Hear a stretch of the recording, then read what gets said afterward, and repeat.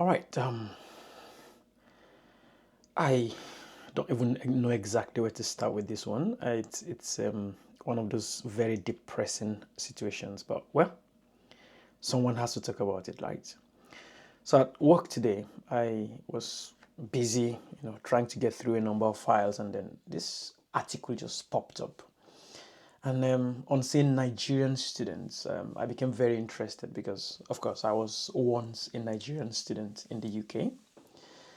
And it says Nigerian students at Teesside University ordered to leave UK after currency crash. And that was, you would agree with me, is a very, very catchy and interesting, title for every Nigerian living in the UK. And so I quickly popped in to see exactly what this was about. Also because one of my mates, one of my friends is, I think, has just graduated from this university or maybe still there. And so I became very interested. And I read through the entire article and I just thought this would be a good opportunity to just add a few commentaries to this and then maybe just dig a bit deeper into some of these issues that were raised here. But the long and short of the situation is about 60 Nigerian students are currently being ordered by the Home Office to leave the country because their visa or their studentship has been revoked or cancelled or whatever word you want to use. And I was just looking at the detail of the story and to see the harrowing experience that some of these people were sharing. And I just don't know. I don't know. And there are different dimensions to this thing that I want to talk about. But it's when I clicked on the detailed aspect of the article. So this was obviously published by The Guardian, I think. Yep, The Guardian. And this landed actually this morning at about 11 a.m. So it's fresh off the oven. And when I clicked on the source, so this is based on some sort of report that was done by the BBC. And I went into the detail on the BBC, and while reading, it says Nigerian students have been thrown off university courses and ordered to leave the UK after a currency crisis left them struggling to pay tuition fees on time. Teesside University students were blocked from their studies and reported to the Home Office after the value of Nigerian naira plummeted, wiping out their savings. Now, there might be a number of dimensions to this, being someone who is from Nigeria and who has studied in this country.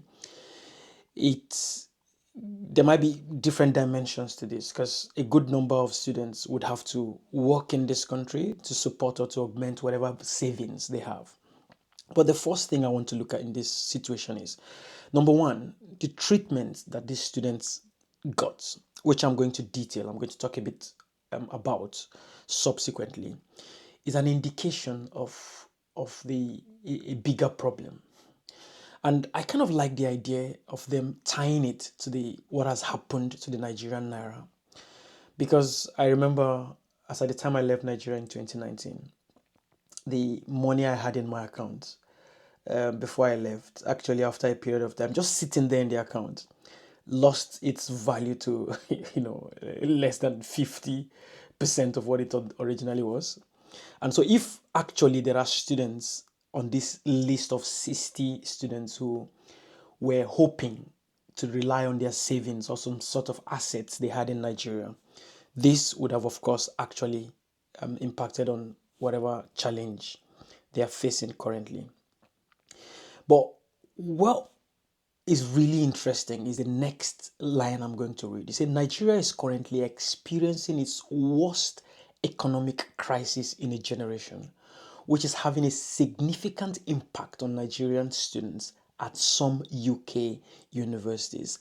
Average inflation is almost 34%, and the situation deteriorated when the country's president attempted to replace old currency with new. The currency subsequently depreciated by over 100% against the dollar in 1 year. Now,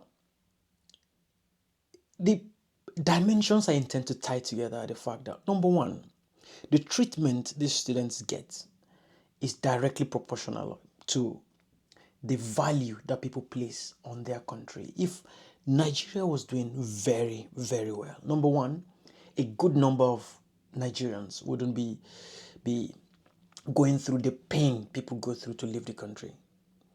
Number two, if Nigeria was occupied, I was listening to this South African lady who was talking about Nigeria, and the view of Nigeria she has is such that if Nigeria, ascends its rightful place, every African country would share in the pride of being an African.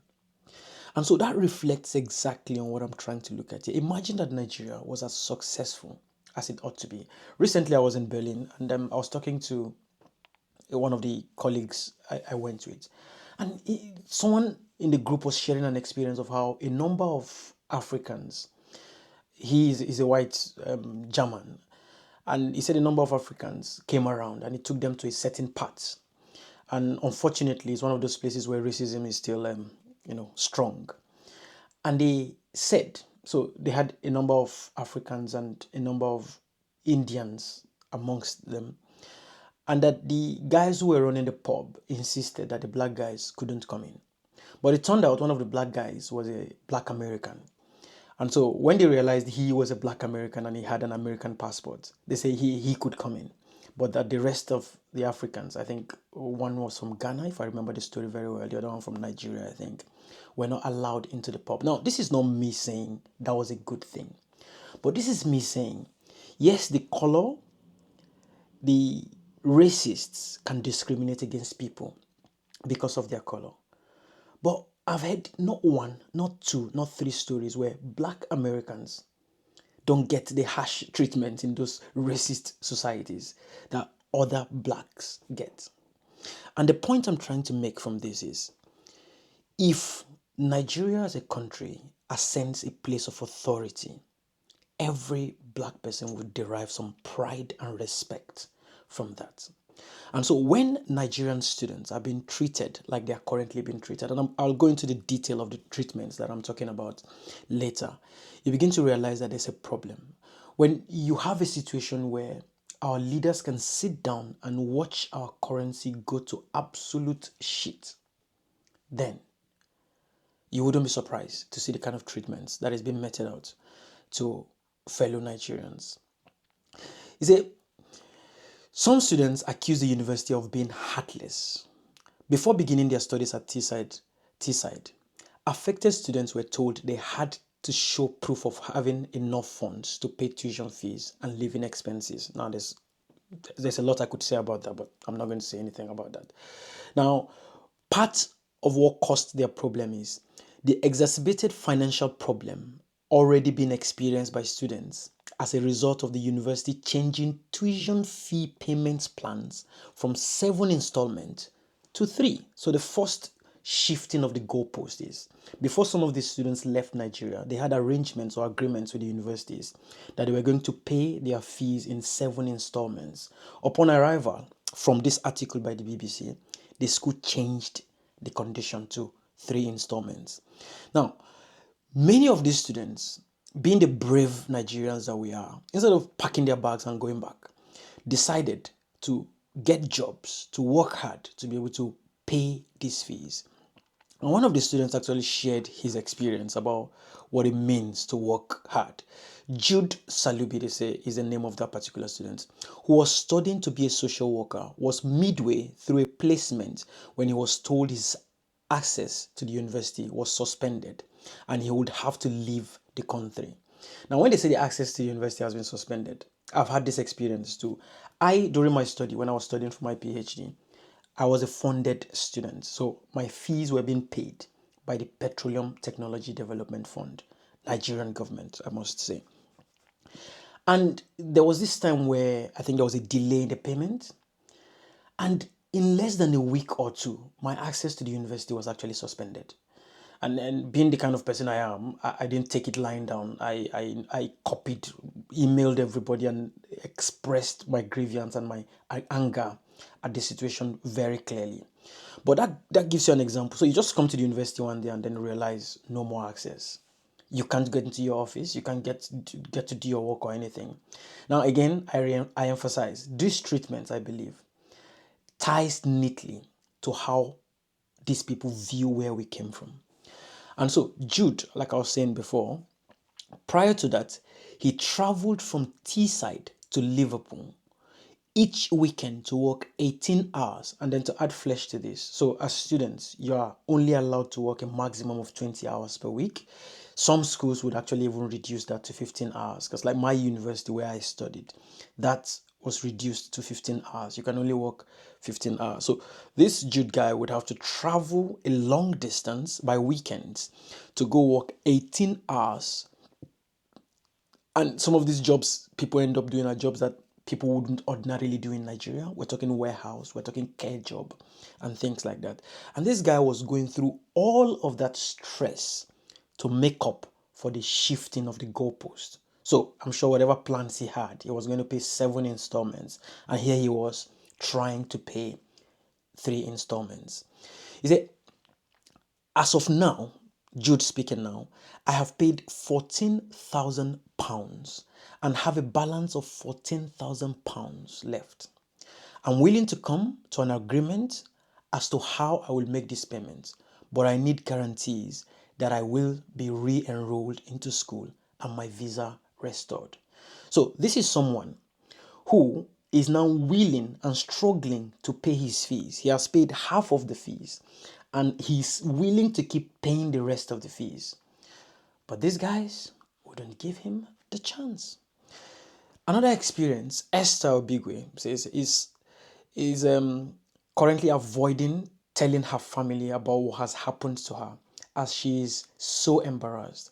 She said she repeatedly tried to speak to the university about her financial struggles, but received no response until she she too was blocked from her studies and received notice to leave the country. She said, I attended all of my classes and seminars. I am a hell of an active student. You don't need to tell us that Nigerians are hardworking academically.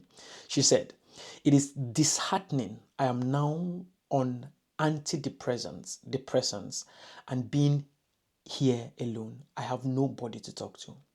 For over 2 months, I've barely eaten or slept. And I don't understand why this is being meted at us. We didn't do anything wrong. Now I just let that sink for a bit. So the BBC has a few images to show for it. So this is a group of students protesting. It says respect the contract you entered with your students. So if you say 7 installments, let it be 7 installments. So this is one of the students, Adenike Ibrahim. I think this is Esther Bigwe.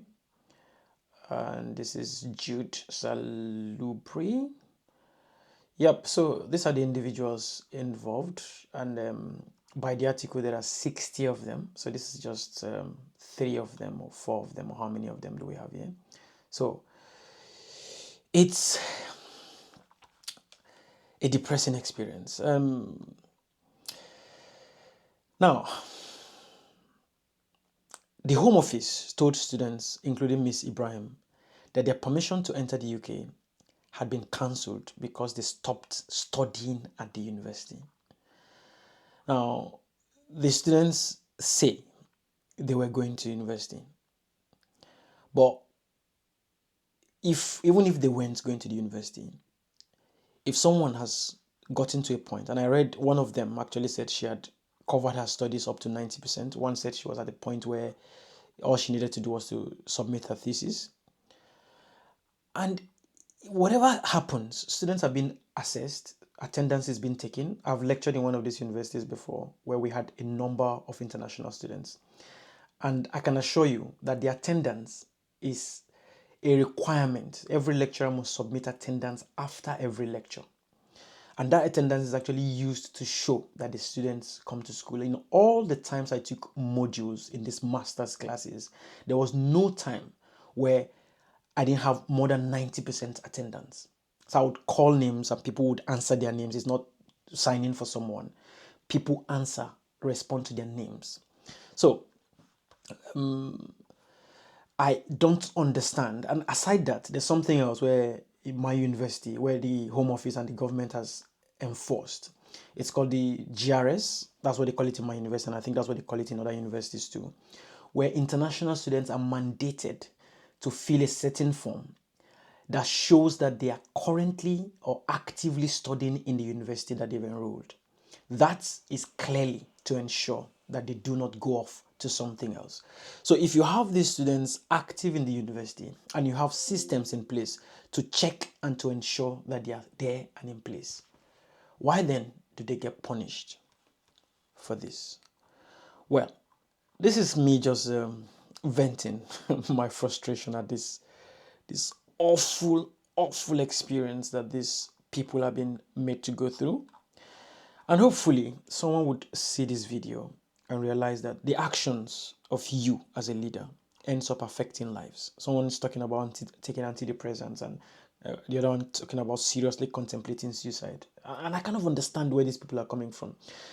What it takes for you to be able to afford the visa fee and all the things you need to pay before you leave Nigeria means that some people would have sold their houses, would have sold their properties, sold their cars, disposed of everything, borrowed money from people and all kinds of things to be able to come here. And so it's almost impossible for them to then pack up their bags and start going back.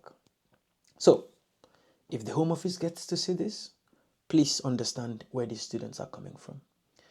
If Nigerian leaders get to see this, understand that your actions actually affects lives to the point where people contemplate suicides. Other people who are planning to come on a similar journey, if you see this video, hopefully you would sit down and think again and hopefully try to get in touch with someone who is currently in the UK who would then tell you exactly the facts and how these things are. If the students in question see this, well, what can I say? Other than just keep fighting, keep struggling, do your best, and hopefully luck would fall on your side. All right, this is my thought on this, and thank you for watching. I'll see you soon.